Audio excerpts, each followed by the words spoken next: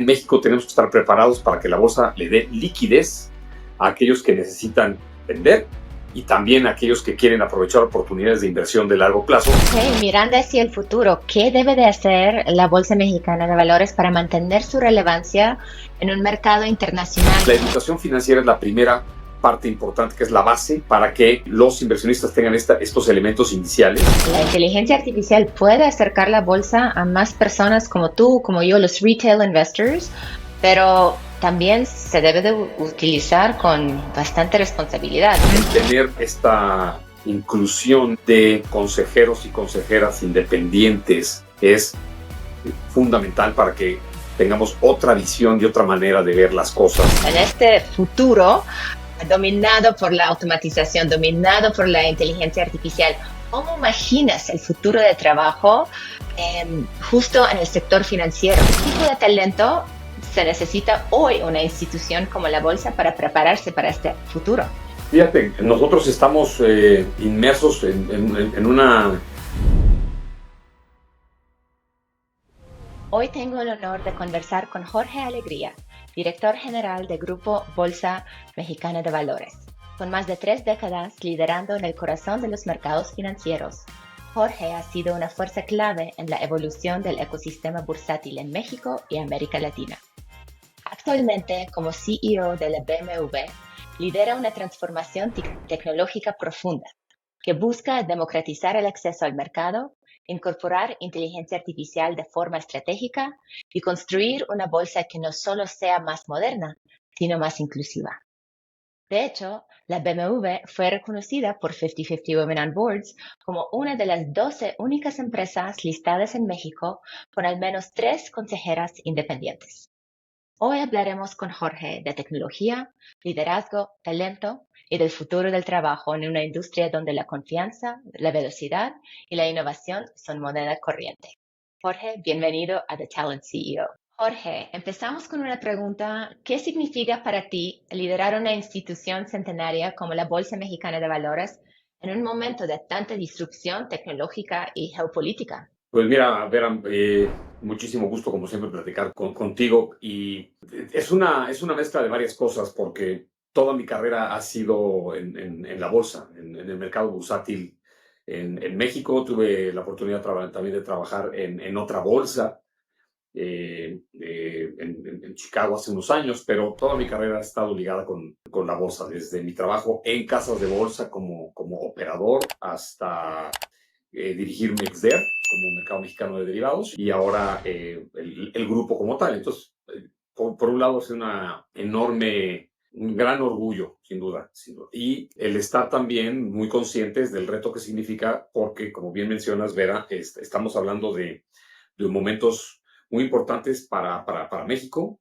para nuestro sistema financiero, inmersos en un ambiente económico y político mundial que está desarrollándose de una manera muy, muy importante, vertiginosamente en muchos aspectos que sin duda tienen un impacto no nada más en la bolsa, sino en México, y poder identificar en dónde la Bolsa Mexicana de Valores puede y debe ser un factor de cambio positivo para aprovechar estas tendencias. Y estás ahora en la bolsa impulsando una renovación del back office para ganar eficiencia, para mejorar la liquidez y también para promover las integraciones con los mercados internacionales.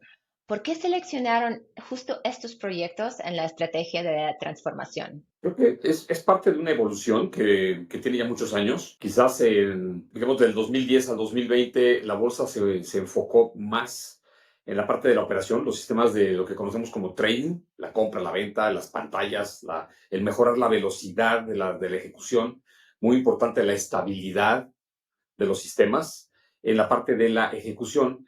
Y ahora toca el revisar también una parte importantísima que a lo mejor la gente no ve o los inversionistas no se dan cuenta, pero que es crítica, que es que todos los sistemas donde las acciones duermen, donde cuando alguien compra recibe sus acciones, cuando alguien vende recibe el dinero de la venta, todo eso que se le llama el back office, porque pasa detrás de la negociación y de la compraventa como tal, pero todo eso tiene una labor enorme en donde está no solamente la seguridad de las operaciones, sino lo que es la infraestructura del mercado como tal. O sea, la Bolsa Mexicana de Valores tenemos la función de proveerle al mercado transparencia, eso se lo damos mediante la negociación transparente de compra-venta, pero después la seguridad de las transacciones, y eso está en el sistema de post-trade, que es básicamente Indeval y las cámaras, que son los que le dan la seguridad al mercado de que las transacciones que están efectuando se van a llevar a cabo bien, y es una parte central del mercado. Entonces, es ahí donde estamos enfocando nuestras baterías en este momento, pero es un ciclo. Seguramente dentro de un par de años volveremos a estar muy enfocados en la parte de negociación, sobre todo con la evolución tecnológica que estamos viendo en tantos frentes, Vera. Ok, y en la parte de liquidez, en la parte de la conexión con mercados internacionales, el doble listado, ¿qué nos puedes contar? Fíjate que México tiene un segmento donde los inversionistas mexicanos somos muy afortunados de poder comprar y vender no nada más acciones mexicanas que estén listadas en la Bolsa Mexicana de Valores. Son empresas que vemos todos los días en la calle, en nuestra vida diaria, sino también los mexicanos podemos comprar y vender a través de la Bolsa Mexicana de Valores acciones que están listadas y cotizan en otros mercados.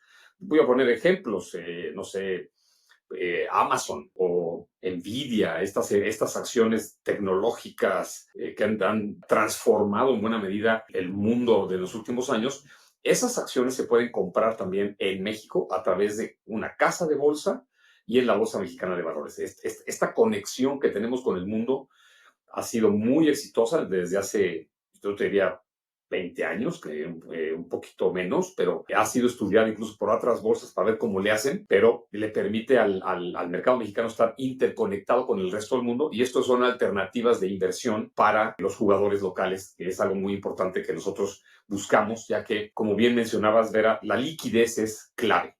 Que la gente, y sobre todo en estos días que hemos visto tanto movimiento ocasionado sobre todo por noticias que vienen de otras partes del mundo, pero que nos afectan. Entonces, en México tenemos que estar preparados para que la bolsa le dé liquidez a aquellos que necesitan vender, y también a aquellos que quieren aprovechar oportunidades de inversión de largo plazo, lo pueden hacer. Entonces, la liquidez es central, y tenemos la ventaja, la fortuna de estar conectados al resto del mundo a través del SIC también. Ok, mirando hacia el futuro, ¿qué debe de hacer la Bolsa Mexicana de Valores para mantener su relevancia en un mercado internacional cada vez más conectado, más acelerado, más cambiante? Se comenta mucho de que la bolsa mexicana es pequeña comparada con la economía del país, y es totalmente cierto.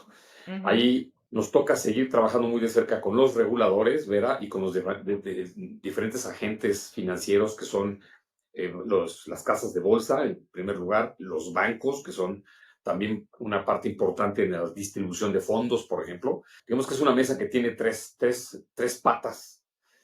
Una parte muy importante es que nuestra regulación también esté adecuada a estándares internacionales que nos permita tanto a las bolsas como a los fondos de inversión, como a las casas de bolsa, movernos con la agilidad que se requiere hoy en día, el hacer los ajustes a los sistemas, a las modalidades operativas que nos permitan ofrecer lo mismo que se ofrece en otras partes del mundo, porque de esa manera es como se logra esta integración y esta competencia con el resto del mundo. Creo que, así como me preguntabas hace ratito entre la diferencia del post-trade y la parte de trading, también en la parte de infraestructura tenemos que hablar de que, si bien en la parte de operación claramente la hemos hecho muy bien, porque, como te decía hace un momento, inversionistas mexicanos pueden participar en el resto del mundo, nos falta la otra parte de la ecuación, que las empresas mexicanas también se puedan ver beneficiadas de que, listando sus acciones en la Bolsa Mexicana de Valores, emitiendo bonos en la Bolsa Mexicana de Valores, puedan atraer también esa liquidez tan necesaria para financiar proyectos de inversión en México a través del mercado. Ujú. Bueno, y mencionaste que pues ahora podemos acceder y podemos estar haciendo, comprando, vendiendo acciones de Amazon, de Nvidia en este futuro dominado por la automatización, dominado por la inteligencia artificial. ¿Cómo imaginas el futuro de trabajo justo en el sector financiero? ¿Qué tipo de talento se necesita hoy una institución como la bolsa para prepararse para este futuro? Fíjate, nosotros estamos inmersos en una actividad continua de educación financiera, que es que la gente, los inversionistas, las empresas mexicanas, insisto en esta ecuación que tenemos que balancear entre inversionistas por un lado y emisores por el otro lado, que vean a la bolsa como una manera de tanto de invertir como de financiarse. El tema de capacitación es central, o sea, que la gente conozca las ventajas de invertir en el mercado y que también las empresas conozcan las ventajas de financiarse en el mercado. Entonces, la educación financiera es la primera parte importante, que es la base para que los inversionistas tengan estos elementos iniciales que les permitan después utilizar todas estas enormes ventajas tecnológicas que se están dando hoy en día. Es difícil decir en qué sector en particular la evolución de la inteligencia artificial y de la tecnología se ha dado de manera más importante, pero sin duda digamos, en los primeros tres sectores está el financiero. Indudablemente hoy es posible vía herramientas de inteligencia artificial, es posible, tengan herramientas que te diseñen un portafolio de inversión acorde a tus necesidades, que te den señales de compra, señales de venta. Todo esto es muy importante, está disponible, pero lo más importante como primer paso es tener la cultura financiera para saber que existen estas herramientas, que existe un mercado y que nos permita aventurarnos en esta gran experiencia que es invertir en el mercado de valores. Y sin ninguna duda, la inteligencia artificial puede acercar la bolsa a más personas como tú, como yo, los retail investors, pero también se debe de utilizar con bastante responsabilidad. ¿Qué Claro. principios guían la implementación de herramientas o aplicaciones de inteligencia artificial en una entidad con tanto impacto sistémico como la BMW? Sí, bueno, nosotros tenemos controles muy importantes en el uso de estas herramientas. Tienen que estar certificadas, el personal tiene que saber qué herramientas se pueden utilizar y cuáles no, sobre todo cuando se está hablando de un ambiente laboral, ¿no? En donde tienes que tener controles muy importantes de acceso y uso de estas herramientas. Esa es la primera parte, que el equipo, la bolsa conoce estas reglas de la utilización de herramientas como la inteligencia artificial. Y yo creo que también desde el punto de vista de un comentario más amplio, eh, creo que hay que tener cuidado desde el punto de vista de los inversionistas de no utilizar estas herramientas porque estén bonitas o porque el primo de un amigo del compadre me la recomendó. Creo que es bien importante que, así como decía yo hace un momento que la educación financiera es muy importante, también el acceder a inversiones seguras vía intermediarios reconocidos y regulados es muy importante. No hay manera de hacer dinero fácil sin un riesgo muy grande y esta tecnología de cualquiera que tenga que ver con temas de inteligencia artificial, pues facilitan el acceso, pero tenemos que tener cuidado y siempre utilizar los servicios de empresas que estén reguladas por la Comisión Nacional Bancaria y de Valores. ¿El uso responsable y ético de la IA es parte de la conversación del Consejo de la Bolsa? Invariablemente es una parte importante no nada más del Consejo, sino de al menos dos comités Ujú, que de hecho están presididos por consejeros independientes, consejeros ujú, y ujú. consejeras independientes de la bolsa que eh, ven y supervisan y mantienen una guía muy importante sobre el uso de la tecnología en general en la bolsa, porque en este ambiente como en otros, pues la bolsa es una empresa con una influencia enorme en la adopción de tecnologías de la información y también nosotros consumimos esta tecnología y tenemos que estar por la propia naturaleza de nuestra actividad siempre a la vanguardia en el uso de esta tecnología, lo cual nos da una responsabilidad muy grande de qué tipos de sistemas, qué tipos de programas, qué tipos de proveedores se utilizan para el desarrollo de nuestra actividad diaria. Pero por supuesto, no solamente es el consejo, sino también los diferentes comités del consejo que revisan y nos dictan las líneas generales de acción en materia de tecnología. Antes de seguir, te invito a suscribirte a The Talent CEO. Si estás construyendo un consejo, una empresa, liderando un equipo o buscando inspiración para tu carrera, este podcast es para ti. Volvemos con más de esta historia que vale la pena escuchar completa. Y Jorge, tú siempre has sido un promotor activo de consejos directivos más dinámicos, más estratégicos y más diversos. ¿Qué debe de tener hoy un consejo de administración para ser verdaderamente relevante y eficaz para lo que viene en los próximos 3 a 5 años? ¿Qué tipo de comités? ¿Qué tipo de consejeros independientes? Fíjate, yo creo que es muy importante que tiene que ser un consejo que tenga un grado importante de independencia, dado que digamos que la visión externa al negocio o a la parte muy cercana al negocio, siempre este complemento es muy importante, porque de lo contrario se tiene el riesgo de caer en un círculo de tratar de estar haciendo lo mismo y tratar de buscar haciendo lo mismo resultados diferentes, lo cual no va a ocurrir. Entonces, Ujú. el tener esta inclusión de consejeros y consejeras independientes es fundamental para que tengamos otra visión y otra manera de ver las cosas, sobre todo en el rol que tiene la bolsa de contacto diario con emisoras, con otras bolsas, con inversionistas. El tener la participación y la diversidad en el consejo es fundamental para aceptar y escuchar la visión de diferentes participantes, ¿verdad? Tú ahora reportas en un consejo muy diverso. De hecho, la Bolsa Mexicana de Valores fue premiada como una de las 12 empresas listadas en México que tiene 3 o más consejeras independientes. Y además, también has participado como consejero independiente en otros consejos con bastante variedad y diversidad de perfiles. ¿Nos podrías Sí, compartir un par de ejemplos? De estos consejos, ¿de qué diferencias concretas viste? El antes y el después de integrar más mujeres o voces distintas en la mesa. tuve la oportunidad en mi etapa previa, estar en la bolsa entre el 2002, 2003 y luego hasta el 2015. Justo a la mitad se hizo la colocación en bolsa de la bolsa. O sea, la bolsa, Ujú.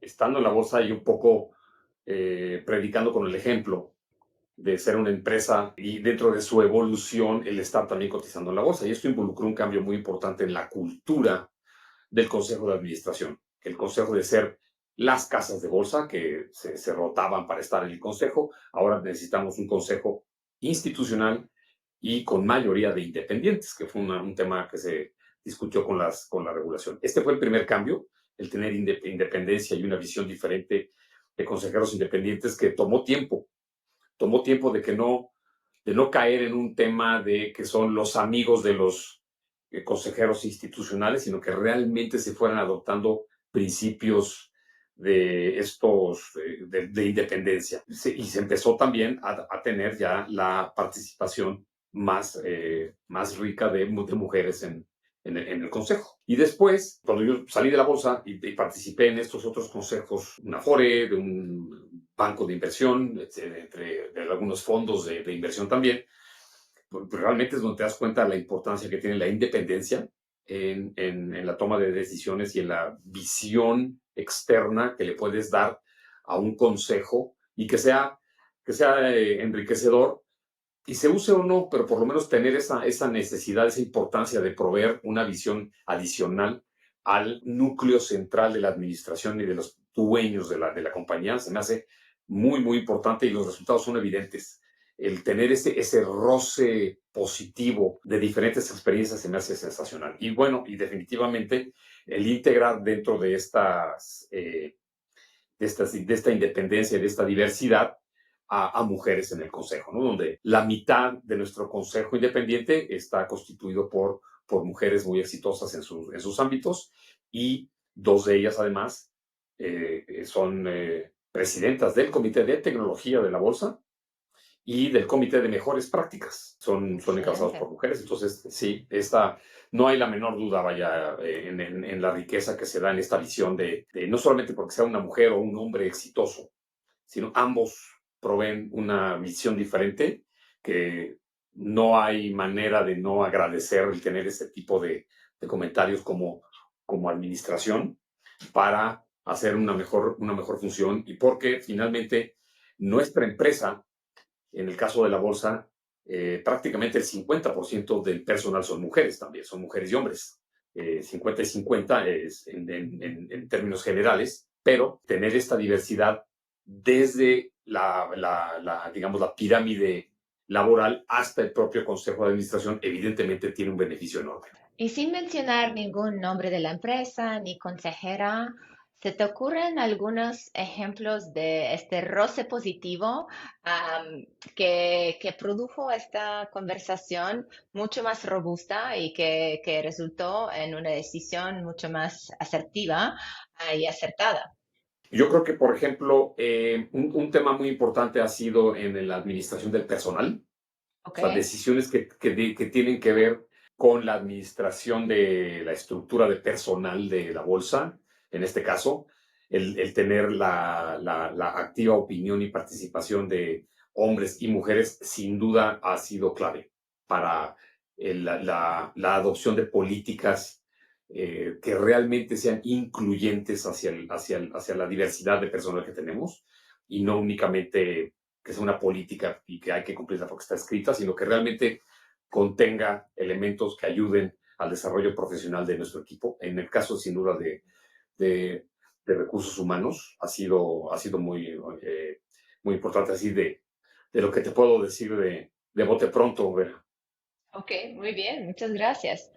Pensando un poco en el rol de la Bolsa Mexicana de Valores como un actor clave en el ecosistema empresarial, ¿qué podría hacer la bolsa para impulsar mejores prácticas de gobierno corporativo en las empresas que cotizan? Mira, te comentaba hace un poco que es muy importante predicar con el ejemplo, que realmente estemos haciendo las cosas que decimos que las otras empresas tienen que hacer. Tenemos, como platicamos hace un momento, pues un consejo diverso, conformado por hombres, por mujeres, también con prácticas en temas de sustentabilidad, no nada más en el tema de género, sino en prácticas internas de energía, de horarios, etcétera. O sea, que estemos poniendo en práctica los temas de mejor gobierno corporativo hacia adentro, que es algo muy importante para la bolsa. Pues justo a este punto de comités, pues lo típico es de prácticas societarias y pues la parte de auditoría, ¿verdad? Como estos van siempre. Pero, ¿qué opinas? ¿Qué tipo de comités tenemos que formar si todavía no están formados para prepararnos para el futuro de cada vez más cambiante, más digital?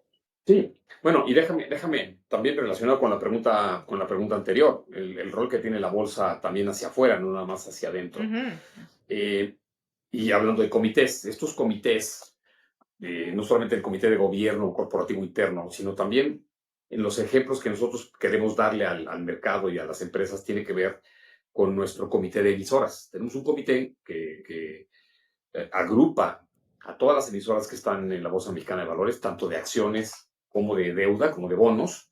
Tenemos un comité en donde es muy importante el rol que juega la bolsa porque pues, como somos, digamos que estamos en medio de todos, son empresas que están en muy diferentes sectores y medidas o regulaciones locales e internacionales las afectan de manera muy diferente a una empresa que tenga por su rol, puede ser una empresa minera y puede ser una empresa de construcción o puede ser una empresa en el ambiente comercial.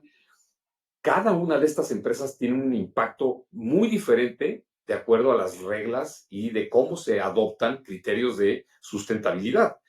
No nada más es un tema, digamos, de decir las cosas y de hacerlas, sino incluso el impacto que puede llegar a tener en los números de la compañía, que es donde hemos visto en estas discusiones recientes pues por seguir con el tema, ciertos roces en cuanto a el costo que tiene el aplicar ciertas medidas de sustentabilidad y además que hay que revelarlo ahora. Ahora hay que hacer ese tipo de revelación. Todas esas discusiones, Vera, tenemos la fortuna de que como bolsa las podemos recibir, integrar y compartirlo con las autoridades. Eso es un tema muy importante que hacemos en la Bolsa Mexicana hacia las empresas que cotizan en la bolsa. Pero eso fue la parte de la pregunta anterior, perdóname.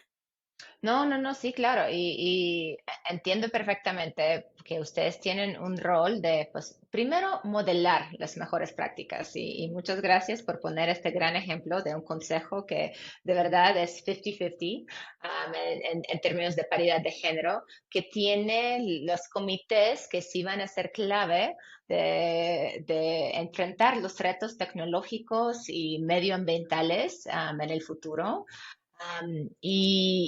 Y creo que pues hay un cierto límite hasta donde pues puedes llegar, porque no eres como la autoridad que dicta las regulaciones, pero es algo que podemos ir abogando para reportar pues las diferencias y el impacto de tener consejos más independientes y más diversos. Sí, sin duda, sin duda. Y te digo, si tenemos esta fortuna de estar en medio de una muy, muy rica diversidad de opiniones, ¿no? Eso está constituido por nuestras propias emisoras, que tienen además un espacio para expresar su visión, sus preocupaciones, sus sugerencias, y eso nos permite también compararlo con las mejores prácticas internacionales y tener un diálogo con la autoridad muy, muy representativo. Y Jorge, para cerrar con una reflexión un poco más personal, si miras hacia atrás en tu trayectoria, ¿cuál ha sido una de Ujú. las inversiones, ya sea de tiempo, ya sea de energía o de dinero, que hiciste en tu carrera y que sigue rindiendo frutos hasta hoy? Quizás de formas que no anticipaste en su momento. Como hablas de un tema de mi trayectoria profesional, pero no quisiera dejar a un lado también que de la fortuna de ser un padre de familia, digamos, de un tema familiar muy, muy, muy integrado, que eso sin duda ha sido muy importante en mi vida personal. Pero en la parte de mi trayectoria profesional, creo que ha sido la consistencia que he podido tener. Hace un momento que te decía que toda mi vida he estado en el sector financiero y si me apuras tantito en el sector bursátil. Y ha sido una muy buena inversión el haber sido consistente en la trayectoria y porque me gustó cuando empecé a trabajar y me gustó mucho la parte de que si las tasas suben o las tasas bajan, y si las acciones suben, las acciones bajan, y me mantuve ahí y me apoyé mucho en dos cosas. Uno, estudiar, estudiar, o sea, realmente analizar qué está pasando en otros mercados, en la propia bolsa que nos ofrece una enorme creatividad, ¿no? La innovación y la creatividad en el mercado bursátil es enorme y creo que el haber apostado y ser consistente ahí con lo segundo que es el uso de tecnología. Desde muy joven tuve la inquietud y también me mantuve ahí en estar siempre lo más actualizado posible en cuanto al uso de la tecnología para el desarrollo de mi carrera profesional, tanto como operador en aquellas épocas. No te voy a decir ni los nombres de los programas que usamos porque ya son